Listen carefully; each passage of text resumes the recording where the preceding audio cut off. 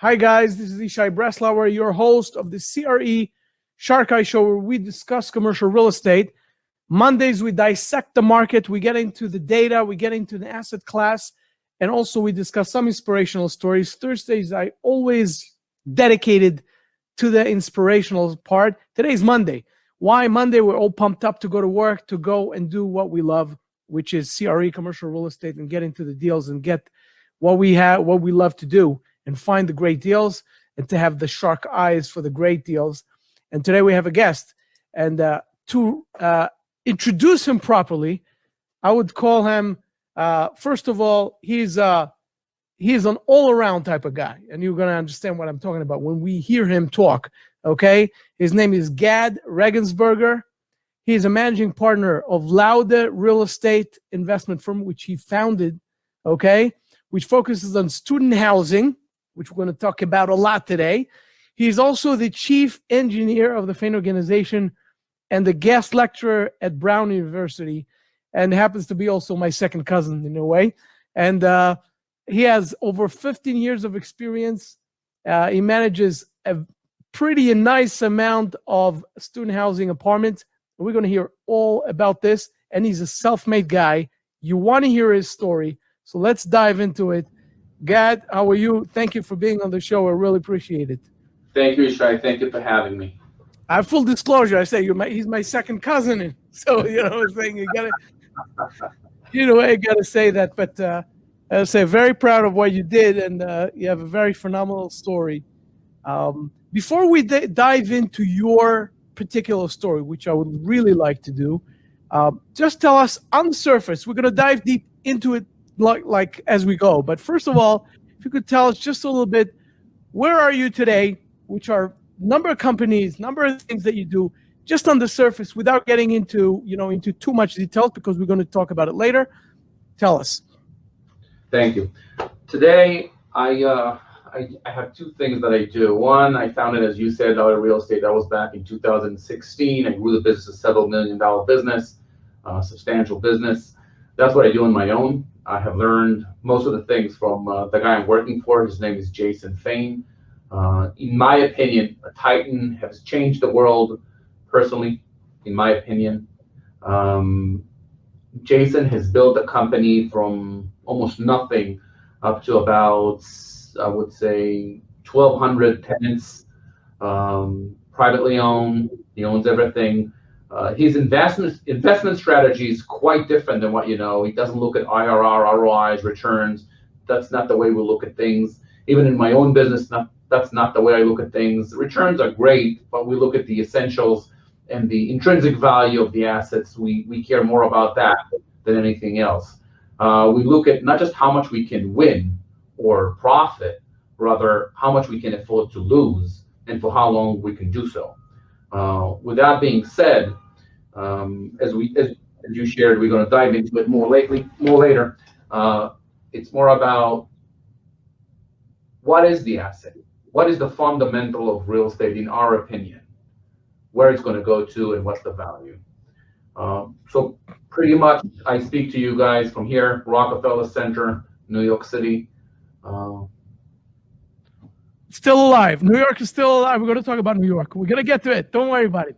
Okay, so right now what I want to do, you have a pretty cool, phenomenal story on your own. And it started. And tell me a little bit about it. Meaning, let's go back. Let's go back with the years and see where you came from to how you got to where you got to. Let's go. Thank you. So as you probably do know, as we're family, I grew up in a settlement next to Yerushalayim, regular life, Nachalut. Grew up in a religious family, enjoyed life, and I was lucky that after the military, I had the opportunity to serve in a delegation with the United States government. At that delegation, I have met Judge Frank Caprio, which was my first mentor. And he pushed me to do the transition from Israel and relocate to the United States. He pushed me to go into civil engineering and structural engineering, in his opinion, which he was right at the time, but I didn't know that, as I wanted to be a mechanical engineer. As you know, my father is a mechanical engineer. I wanted to be a mechanical engineer. He said that, to his credit, he said that it will be easier to open your own company as a structural and civil engineer in real estate than open a factory as a mechanical engineer. It's much less debt and much less capital required. You can grow yourself faster and better. If you have any interest in that.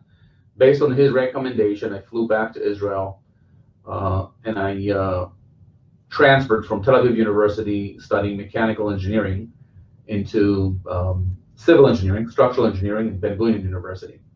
While studying at Ben Gurion University, I still kept in touch with Judge Caprio for years. Still we are, 16 years later. We're very close. And as I grew and I established more experience in structural engineering, I was a designer. I designed bridges for a year and a half, 2 years.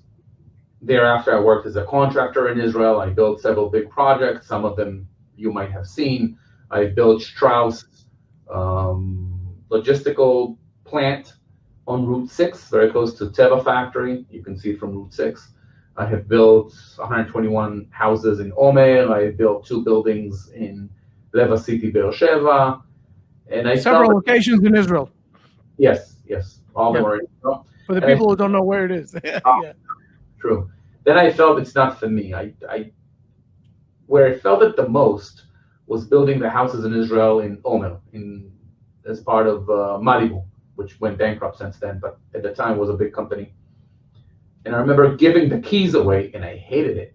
I felt like I built this whole project from nothing. I remember when it was just dirt, putting the piles, putting the transfer slabs, the columns, the beams, build it all out, and then I give the keys away. I didn't want it. That was one thing. And the second, I really wanted to become... Well, what do you mean you didn't want it? You didn't want what? I didn't want to keep the houses I built. If I build something, I want to keep it. I put all the sweat and tears into it. I don't want to give it away. If I build something... I got it. You felt that you gave it away, even though it was good quality. You just said, if it's not for me, I don't want to do that. Is that what I'm saying? Correct. I got it. So hard. And then I remember which column I had problems with, which apartment, 587. I had another problem with the transfer slab, and 535. I still remember the numbers of the apartments. I had a problem with the pile that didn't went all the way through. Then 550 had a problem with one of the shear walls that collapsed, and we had to fix that. I had done so much. I put in so much blood, sweat, and tears into the project, and then giving it to someone else that owns it. I didn't want to do it anymore. And then I moved to the next project, and then the next one, just over and over and over the same cycle. I didn't want that. After 3 projects, I felt that that's enough for me. Now I want to start owning those projects. In addition to that, at the company I was working for at the time, which was a public traded company, there was a vacancy in one of the executive branches within the company, and I wanted to get that position. And the CEO or the owner of the public traded company said to me I should get some more gray hair, which now I have a lot of, but back then I was younger. And he said, you should Can't run away from that one. Yes. He said, you should go to MBA school, pursue your MBA, and come after 2-3 years. I was at the time 27, and I felt that I was ready to assume more responsibilities. He said, go to MBA school, be 30, 32, then we'll talk. And still, I was in good connection with Judge Caprio. I used to fly to the United States every year to meet with him. I called the judge, and we thought about it together. And he said, you know what? Try to pursue MBA elsewhere. So I did. I pursued my MBA at Brown University, Harvard, Duke, and others. I ended up going to Brown University, where I graduated at the entrepreneurship school. Still having great relationship with Judge Caprio.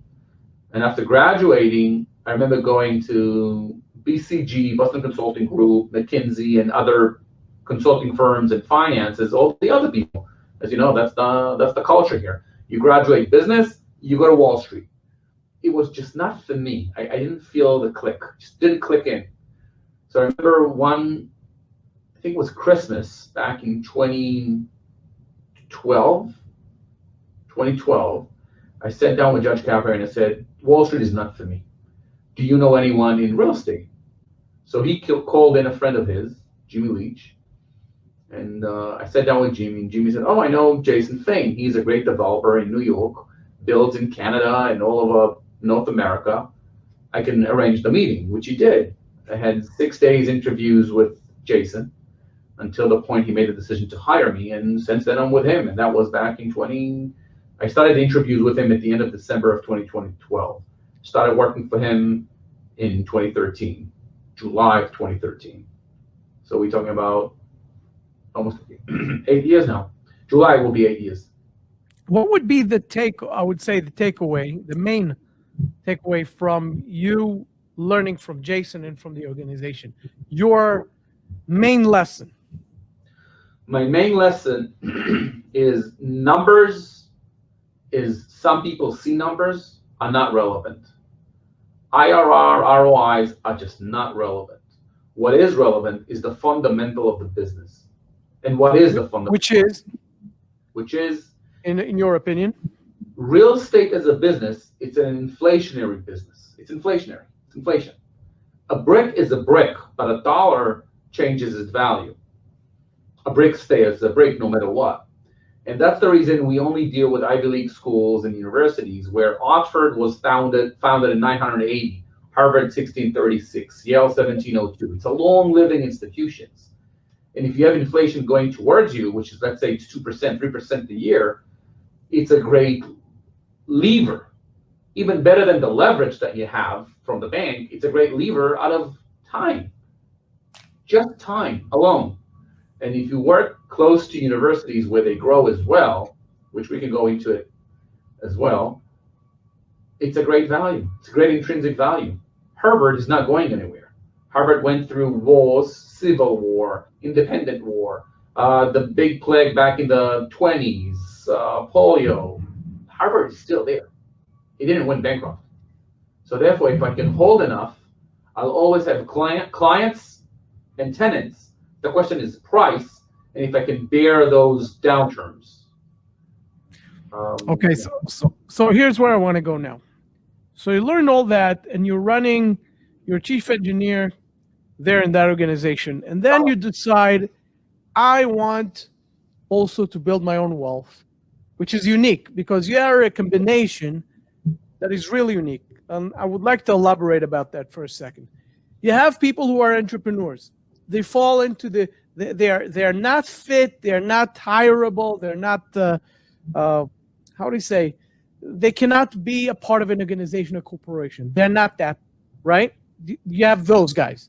And then you have those guys who are completely tied to a corporation. They can go and make a career, whether you call it a 9-to-5 job or even a career that is very impressive career, but they will never be able to go on their own, even though they can make it very impressive for themselves, right? They can do it really nicely in those organizations. And that I share with you, by the way, that part. And you are a part of a breed, a type of people who can actually work for an organization or family office, do very well, and at the same time be entrepreneur. So what is the turning point when you said, hey, I want to do it for myself? Mm-hmm. Great question. When I graduated Brown, I had 5 options to pick from. And Jason wasn't the one paying the most. I had others that paid more. But as you said, it's a corporation. I knew that I would be there and I'll just stay within the corporation and move from one place to another. And I didn't want that. I want to have my own time and I want to make my own luck, my own. To me, being an employee, it's at the end of the day, someone else makes the decisions for you. I can tell you from close family members during Corona, they got fired because the company went bankrupt. I rather have things that I build on my own to make sure that I have some stream of cash flows, even when times are hard. That's one. 2, when I shared, I had several options with Jason. And what made the appeal for me to go with Jason was a phenomenal individual. I thought, evidently, that he was the right mentor for me. He's brilliant. He's one of the most phenomenal people in the world. In my opinion, has changed the world. Um, and he was okay with me buying properties on my own and going on my own. Actually, the first transaction I ever did, he helped me. I had no visa, I had nothing. He came with me into a bank. The bank didn't want to lend me money. He said, all right, if they're not going to help you as you are my employee, and I asked them to help you, I'm going to teach them a lesson. He pulled $10 million out of the checking account in that bank. And he moved the money into TD Bank. Where That's incredible. That's an incredible sign of loyalty and dedication. He helped me close the mortgage in 30 days, and I got a 2.2%, 2.24% rate, Amazing. mortgage rate, and it was him. I mean, he helped me. He was the one pushing for me to do the first deal. I didn't even read the contract. I remember getting the contract. I looked at him and I said, Jason, what do you think? And at that point in life, it was the first transaction I ever did, and he was the one pushing. He found the deal. He told me I should get it. I should buy it. As I said, I remember sitting with him at his lawyer's office, Doug Owens, and I've looked at Jason and said, Jason, what do you think? Is the contract fine? And I didn't even read the contract. He looked at me and said, Gad, you need to look at the factors and make a decision. If you sign this contract, you're an entrepreneur and you own real estate. If you don't, you'll continue working as an executive. So you have to make a decision. I didn't even read the contract. I didn't. And I signed it. So what I wanted to ask you is about, you made the shift, you went into student housing, and that's what the thing that you actually learned about from Jason. That's what you wanted to do. Talk to us a little bit about this. You said before that it was an inflationary business, and it's not a numbers game. Please tell us what you mean about that and why student housing is actually giving the answer for those issues. As we all know, inflation pays off debt. When you peg your mortgage for 15 years fixed rate, or even 30 years fixed rate, and let's assume inflation is 2% a year. In my opinion, it went low. 30 multiplied by 2, which if we go in a straight line, is 60%, which we're not in a straight line. The equation, as we all know, is 1 plus I, which is the interest rate, to the power of n, which is the number of years. But let's assume it's a straight line, it's 60%. So 60% would pay off your debt if you have a 30-year fixed, which, as we all know, commercial lending, you don't have 30-year fixed, but you can have 10-year fixed or 7-year fixed. Let's take 7, which is more common in commercial real estate lending. So if you have 7-year fixed and 2%, 3%, in my opinion, it's 3. Other people would say 2. Let's say 2%. It's 14% would be paid off just by inflation. And if you add to that the growth of those institutions, which is at about 2 to 4%, you have 14% of growth. Now, as we all know, Ivy League universities are very old. If you take New Haven, there's a lot of landmark building surrounding the campus. So therefore, the amount of properties available are very finite, very closed. There's a number. And if there's a growth of the university of 2-3%, and you have inflation of 2%, just by time value of money and growth of the institutions, you made 30-40% profit, I would say, just by time, without you doing anything.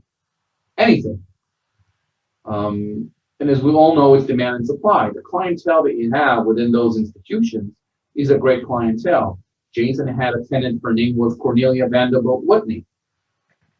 If you're familiar with the name, the Vanderbilts. So that was right. A great daughter. Of course. She was Jason's tenant. I had a tenant that her father is the agent for Elton John and Phil Collins. Another tenant of mine, his father is the managing director of Merrill Lynch.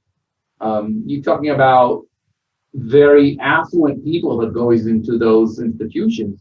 We had a case in Ithaca where a child of one of those institutions, one of those affluent people, I think he was a Cornell student, but in any case, he was so drunk that he passed out. His head hit the toilet, and there was a flood, and 5 apartments below got, I won't say ruined, but were affected by the water.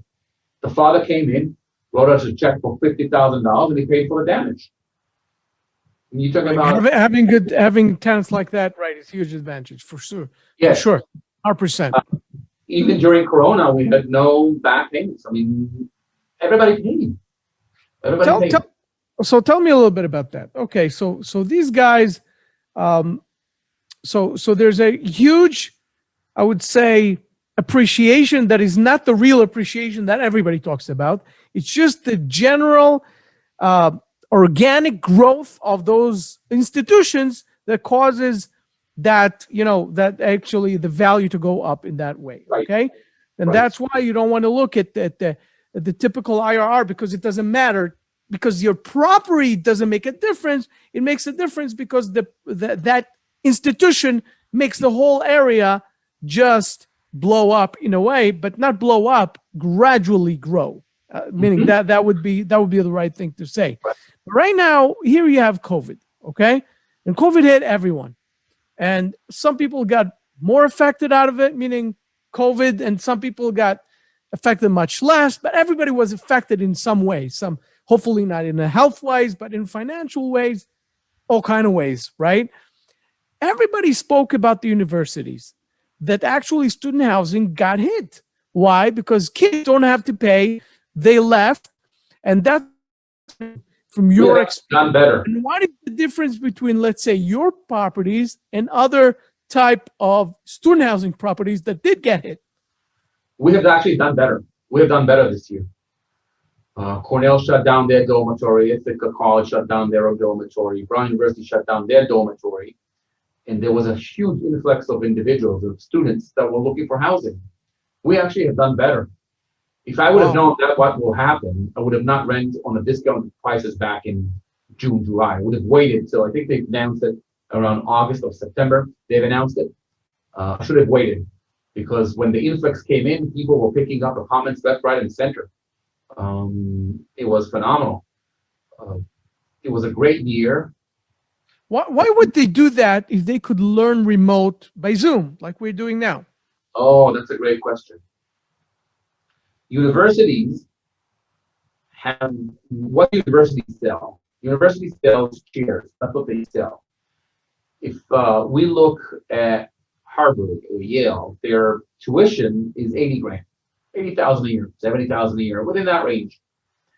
A one-bedroom apartment in New Haven is, let's say, the highest one will be $3,000, $3,500 a month. So 36, 40,000 a year. Just ballpark it. They make double the amount on a chair than they make on a one-bedroom apartment. One. Two, the professors, all of them have tenureship. Three, Ivy League doesn't sell just education. It sells student life. It sells a cohort. It sells a group that you grow with, and you are part of it. And that's something you can't get through Zoom. In Israel, I think we used to have University Ptucha, the open university. They had remote learning. That didn't work. Open university now have their own campuses where people come in and students come in and they learn. It just doesn't work. The nature of human being, we need to have someone tells us what to do, teach us. In my opinion, Zoom would not prevail within the Ivy League institutions. You might have some classes, but okay, so here's the big question. Because I have a daughter who is in university right now. Okay, she's in college right now, and here's the big question. She's doing fine not going to university. She's doing all the classes by Zoom. She doesn't love it. She's not enjoying it. She doesn't like it. And that is very similar to every college around the United States. You have a lot of colleges that are not Ivy League, and people are going to those colleges. And today what they're doing is they're going and doing classes by Zoom. Now, here is the big question. Are they different from the Ivy League because what you said, because the Ivy League is selling something or giving something that is beyond just being in school? Is that the reason? I think the third tier universities would not have any more space within the, what I would call educational businesses out there. You have to have an advantage, and some universities don't. And students understand that they don't need to go to a third-tier university and pay a lot of money where they can do that online. And there's a specific kind of students and intellectual challenges that those would teach. Those means the third-tier universities. In my opinion, as the Spanish flu has been around in the 1920s, 160 million people died worldwide. Harvard is still here. Brown is still here. Yale is still here. Cornell, UPenn, Oxford, Cambridge, and so on and so forth. I don't think that those universities would go away. And remember, the acceptance rate for those top tier universities is 4%. So instead of being at 4% acceptance rate, they'll be at 7%. But they will still have students. At 10%, they'll still have students. Let me ask you this, because this is really, really crazy.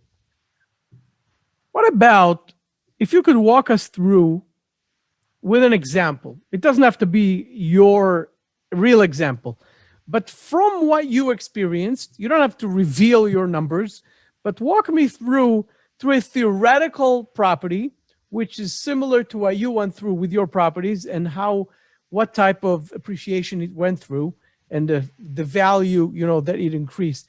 Give us a little bit of a glimpse of how it works. Do you want the best one or the worst one?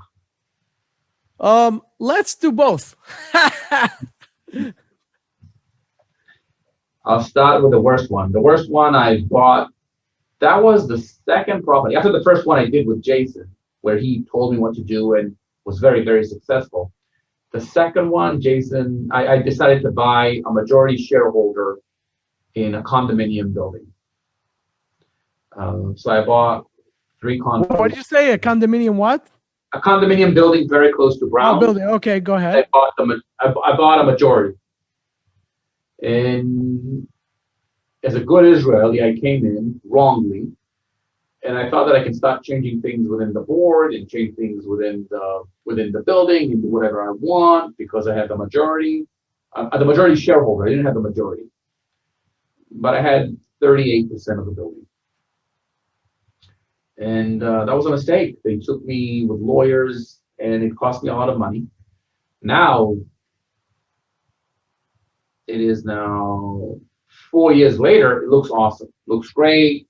Valuations have went up, rents went up. Brown University just built a new engineering school a block and a half away from me. On a IRR, it looks good, but it took 4 years and a lot of mistakes that I should have not done. For the first 2 years, I've lost money. But now it looks great. As I said, Brown grew. As the main reason for me buying it was Brown was about to build their new engineering school. It was very close to it. And the intrinsic value was there, as we have shared. It's about the trajectory, what will happen. It's a living organism, Brown. So in percentages, what would you say that was? Around, give and take, 4 years. I've recouped 80% of my investment within 4 years. That's not bad at all. Now, that's the worst one. That's the worst. Okay, so let's go to the best one now. The best one was a home run. I wish to have a one like that every year, but it's hard. The best one, I bought it from a family that owned the building since 1897. Wow. My grandfather owned it, and he passed it through the generations, and he grew the family business quite a bit. And they made the decision after the grandfather owned it, the father, and now the kids are in their 50s, and the father is in his 80s. And the father retired 2 years ago, and the kids made the decision. Everything that is a lot of work. The father also owns real estate, like commercial real estate, office space, not just student housing. And they made the decision that everything that is a lot of work and no long leases, they don't want. In student housing, your retention is about a year. So every year, you will probably to turn over between 50 to 80% of your property. Every year, people move in, move out, move in, move out, students. And they made the decision they don't want it. So they didn't manage it quite well, but I bought it at a 5 cap. And they didn't want to deal with turnovers. They didn't want to deal with student housing and family. But the rents that we're collecting were very low. They weren't managing it very well. I bought it and I paid 25% down. No, 30. I had to put in 30. It was non-recourse. So I put 30% down, and I was lucky that Brown University just built a new political science department building 4 blocks from me, and my rents tripled. So on an NOI base, I made 7 times on my equity. That's amazing. Equity. That's the best one I have. That is crazy. That is really amazing. That is really outstanding and how do you say, irregular. But if we go now to a normal type of deal, why would anyone do this? Why would anyone go to this type of deal versus a classic multifamily deal or any other deal? Why do people take annuities? Security, in my opinion. And as I shared with you earlier, I have looked at deals here in Manhattan. I have looked at deals of ground up development. And I'm looking at the risk reward. What can I lose and what can I make? And it always come back down to, I feel more comfortable with Ivy League universities where I know I'll have clients and the price of the clients. I know my tenancy. I never had to, I think once I had to negotiate a tenant. It wasn't even in an Ivy League school. It was the only property I owned next to, in Toronto, which is more working class. It's in Yorkville. It's the equivalent of Fifth Avenue, but working class people, Wall Street people. That's the only individual I ever had to pay for them to leave my property. Everything I owned within Brown University or in an Ivy League school, I never had to kick someone out. They were all good tenants. No problems. That's amazing. Having good tenancy and quiet is worth a few points less in my IRRs. But as I told you, if I pick right and I know which university is going to grow to, and there's a reason how I know where they're going to grow to, and there's a methodology to it.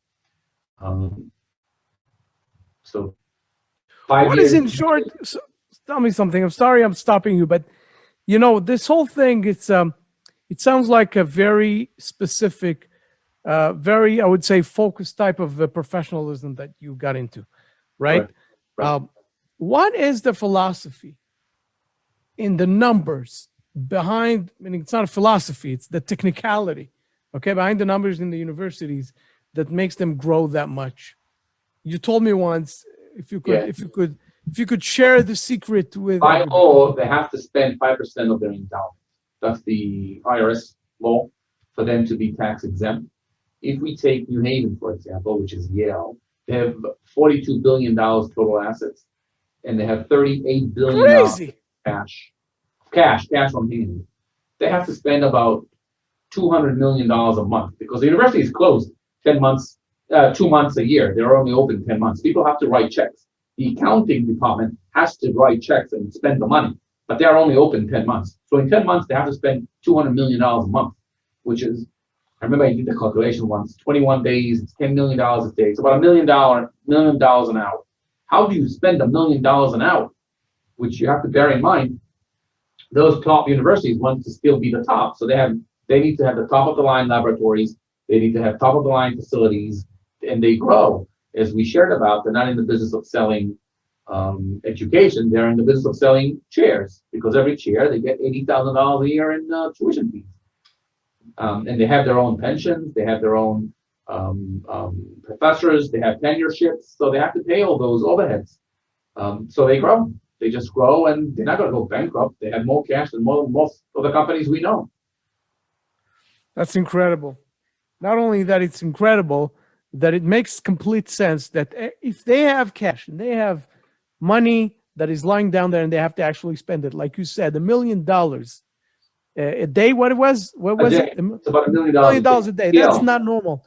So if they have to do that, it's obvious that they're gonna. It's so correct, so right that they would use it for real estate, meaning rehabbing or buying new properties, or they have to put it somewhere, and that would obviously get the whole area to go and grow.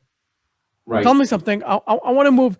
That's beautiful. It's not only an amazing story, but it's a story about how to get focused about one particular asset class and become top expert at it, and I love that. Let's move on for a second to talk about in general the market before we close. I want to discuss a little bit. We had COVID. COVID is happening. You're also a finance guy, and you're also a guy who is looking at the financials. And we discussed it. I remember when we were in New York in length. Where's the market going in your opinion? Oh, wow. That's a great question. I think there's several markets. It's not just one market. And right. Israel is very different than the United States. Right. Let's talk about America, because America will drag the entire world with it. I'm not really sure, for the main reason, Israel will have deflation. Deflation is the worst thing for real estate. Worse. If inflation is great, deflation is tremendously painful for real estate owners, especially if you have debt. Because if your shekel is worth more and you have 1 shekel in your pocket, you're wealthier. But if the shekel is worth more and you have 1 million shekel of debt, you are poorer.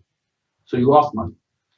And how is that relevant to the United States? The United States is printing money left, right, and center. Crazy. And they're creating inflation. More than ever. Will it be hyperinflation? I don't know. But there will be inflation. If there will be inflation in Israel, the shekel is getting stronger. Israel can't buy $5 trillion. They just can't. Up until now, Israel were printing money and buying dollars to devalue the shekel. I don't think it could work no longer. They've just announced they're going to buy $50 billion. I don't think they can afford buying $50 billion. $50 billion sitting cash on their assets book means that it's half the Israeli national GDP. I think it's 118 billion. So let's say it's a third of Israel's GDP. You can't put your third of your GDP on your assets book and not touch it just to devalue the shekel. It's just not going to work.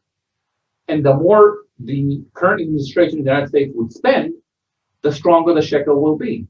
In my opinion, within a year or two, Israel will go to financial ruin, financial collapse, because of the strong shekel compared to other currencies. And it's all over the world. That's very interesting observation.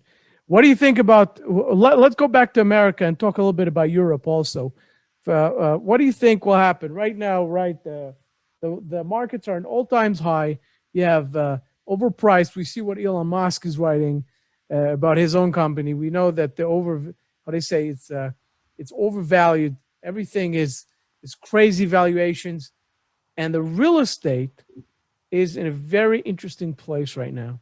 And there's so many opinions. I have my own opinion about this, but I want to hear yours. As I shared with you, due to the amount of printing, the dollar printing that America has, inflation would grow. So that means asset price would come up because of inflation. Could you hold that for a long time? No.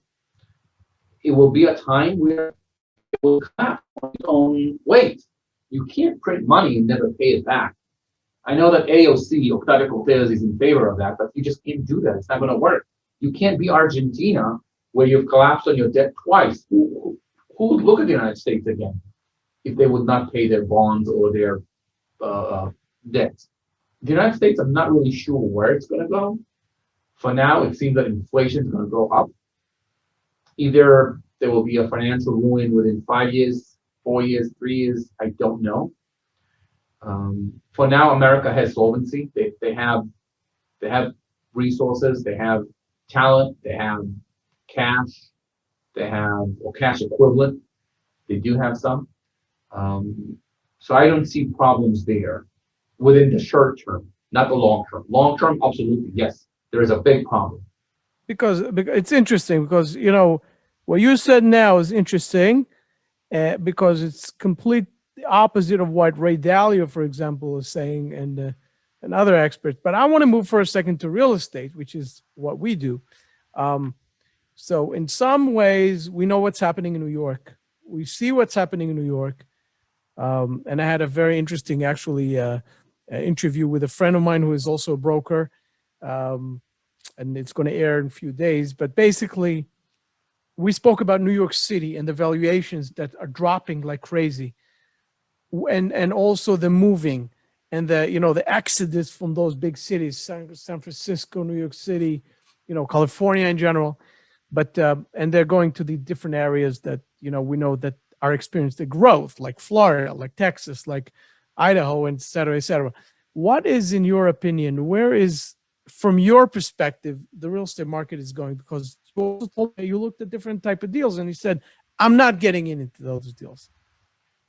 In my opinion, what creates that exodus and the issues within those cities, those being on the West Coast, the one you mentioned, New York City is here, it's policy. It's the mayor and the other policies they have in place. I mean, look at Amazon. Amazon wanted to build a great opportunity, a great, I think it was HQ2, they call it, headquarters 2, in very close to where I live in Long Island City. And the several individuals, which I can mention, one of them was Octavia Cortez, were against it. What they didn't say is that Citibank is leaving Long Island City and taking 16,000 jobs out, and you will have an influx of 20,000 people. And the argument they made that it will create a boom within Long Island City is just not true. Not true. AOC, if you look at her agenda, and it's published, in her mind, in her opinion, she would like to see real estate owners leave their assets and the city confiscate them. She wants to raise taxes, and she wants to move everything from what she called rich to the poor, which is stupid. Then you see people like Carl Icahn and others that just leave New York City and move elsewhere. I think it's mostly policies rather than one thing or the other, which with the corona, you see it much stronger, those policies and other issues. The main reasons you don't see as much people on the street, people don't feel safe. Now the defund the police, I think, where was it? Minnesota, where they defund the police, and now they want it back. They have too much crime. Same thing here in New York City. Bill de Blasio shut down a lot of agencies within the police, and now we have a lot of crime here. And I believe that next election here in the city, you will see change of policies and change of direction within the city, and the city will come back again. It happened back in 1998. It happened back, and then if you remember, Giuliani became the mayor and changed New York quite substantially. Question is, how many years do you think New York City is going to be back? 4 to 5 years. 4 to 5 years. We have the same opinion. Let me ask you this. Okay, things are moving now away from New York and away from California and away from everything. We established that. Where, in your opinion, the real estate is going, and in one asset class, we're going to see higher valuations, or appreciation, or opportunities? So these are two separate questions. One, you're where right. is it now, or where will it go to? So the opportunity is not where the appreciation is currently happening. The opportunity, as we say, flash, buy low, sell high. I believe that the opportunity will be here in New York City or any of those other places, but you have to wait until policies, as de Blasio just put in place, that you can't bring rental, stabilized rental apartments back into the market and deregulate them. You can't, no longer.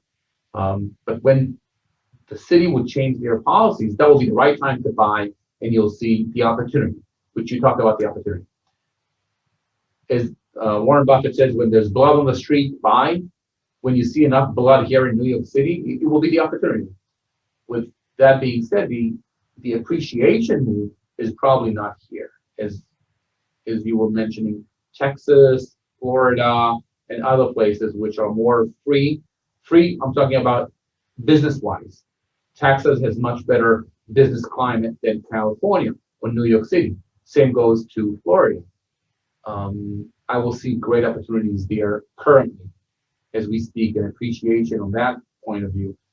But I have a good friend of mine. His name is Wayne Cheng. Wayne Cheng is the owner, or used to be the owner, of Crashlytics. He had a bunch of stocks, part of the owners for Twitter, Dropbox, Fireflyer, and others, big name entrepreneur, serial entrepreneur. And he said to me when he built Crash Analytics, if you go on the field, try to swing once. Don't swing. Find the right ball. And as in entrepreneurs, different than baseball players, we have the opportunity and the luck to let the balls fly over us and not to get striked out. You don't need to have 3 balls to strike out. You can wait there until just the right sweet spot ball that you can hit it all the way for the home run. And you don't need to swing. You can do the right thing once and be very successful. Just be right once, as we call it. Yes. Very good. Gad, what can I tell you? Thank you so much for being with us on this show, on the CRE SharkEye show. I appreciate that. And this is a phenomenal story and very inspiring. And not only that people can make themselves something and can make a future for themselves, but they can actually become professionals in one asset class, in one thing, and can crush it. So thank you for this. Thank you. All right. Thank you so much for your time. Thank you, Shai. Take care. Okay, guys, so that was Gad Regensburger. We had a very inspiring story. And what I want to tell you is pay attention to the links below above to find out more about him. And also, if you want the free cheat sheet, the free perfect 6 secrets for commercial real estate, you can download them in the link below. And also, if you want to go through the 7-day CRE challenge to get to know commercial real estate, if you are a beginner and you want to get introduced to that, that is your opportunity. And with that, guys, I'm going to tell you, take care of yourselves, and we're going to see each other on Thursday.